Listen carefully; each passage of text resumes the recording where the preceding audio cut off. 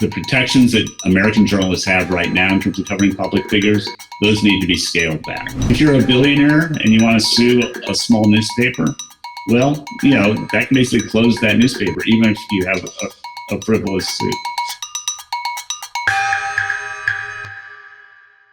I wanted to also talk to you about, you've written a lot about the whole libel and defamation lawsuits we've seen up the past few years, Sarah Palin's lawsuit against New York Times, Project Veritas, a lot of things. Right. It looks like a lot of these things too are like lawsuits that the plaintiff probably won't likely win. What does this mean for journalism? What can we learn from them? Let's start with the fact that journalists in the United States enjoy tremendous latitude to write or say or do whatever they want about public figures. For a public figure to be able to successfully sue a reporter, they have to show what's called actual malice and or the reckless disregard of the truth. Those are really hard things to prove. So if you just screw something up in a story that you're writing about Joe Biden or Donald Trump and you quickly correct that error, it's almost impossible to win a lawsuit over that.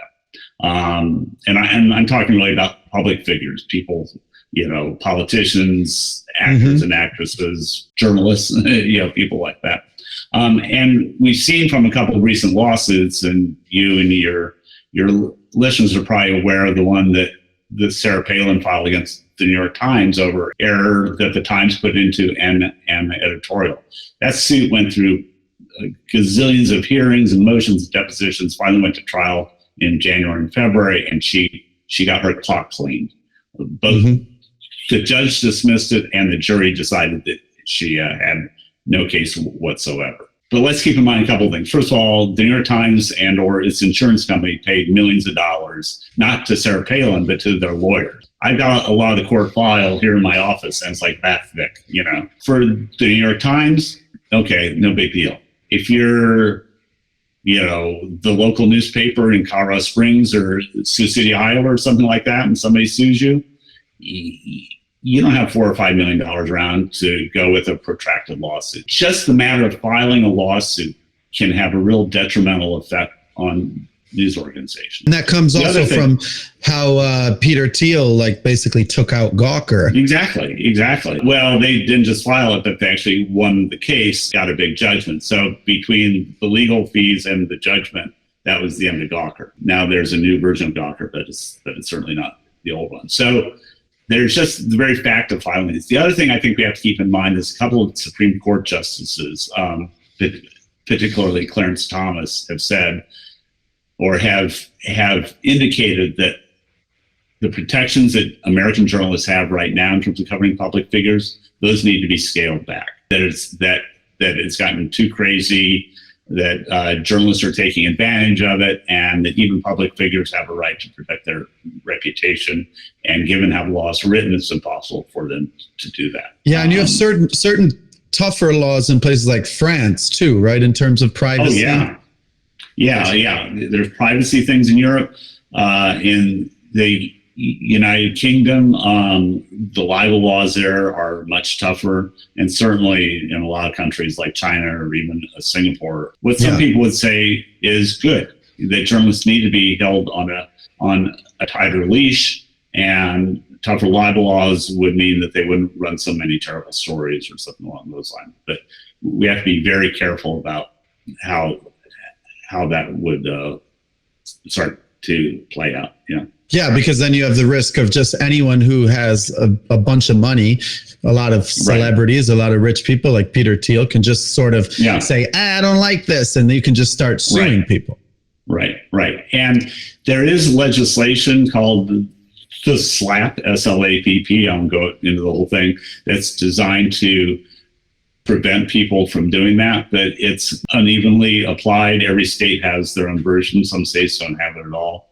So I think this is something that we really need to keep an eye on in the next couple of years. So they prevent it how? Let me caution you, I'm not a lawyer, so nobody should listen to what I'm saying and then say, look, Grueskin said that, so I go and run this story. Please consult I'm not liable either. You're your own lawyer. Exactly, right. We both have our degree from the Twitter University of Law. So, but But my understanding is my understanding about how the legislation works is it's designed to prevent a frivolous lawsuit. In other words, a lawsuit that's been filed just to kind of screw over a news organization. They'll just make their lives hell. It'll cost them a lot of money, and win or lose. And if you're a billionaire and you want to sue a small newspaper, well, that can basically close that newspaper, even if you have a frivolous suit. Yeah, it's a danger on that side. And then there's the other potentially kind of valid discussion of where we should draw the line in terms of people's privacy, or that type of real libel or defamation. Right. So is there going to be, so we're living in sort of a new era where it's more likely that people are kind of suing news organizations than historical? What you have, number one, is you have for example, the Sarah Palin lawsuit. I mean, Sarah Palin, lover or hater, shouldn't have enough money to have been able to pay all the legal fees for a lawsuit that was filed back in, I think, 2017 or 2018 and came to trial in 2022.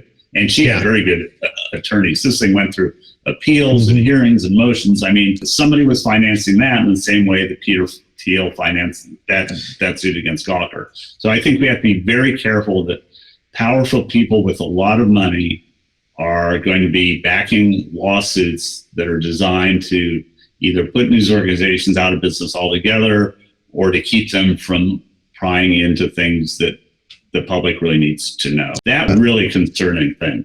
Yeah. And we have no way to find out who financed Sarah Palin's lawsuit? None that I'm aware of. I mean, you could secretly finance a lawsuit and you don't have to declare it. It isn't like a contribution to a campaign or anything like that. So, yeah. If you think about your own podcast, suppose I said something libelous here and you put it on. Well, you could be liable for that as much as I am. And I don't know how many. No, I do this from my own home defense. Right. You're not getting any money from me. This is like. Right. Yeah. This is it. Yeah.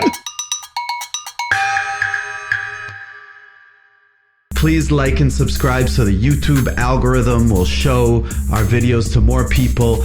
Also join our Substack newsletter for exclusive updates, or if you're on the go, find us wherever you listen to your audio podcasts. Click on one of the links to find our next video, and also check out the links below for more information. Thanks so much for watching.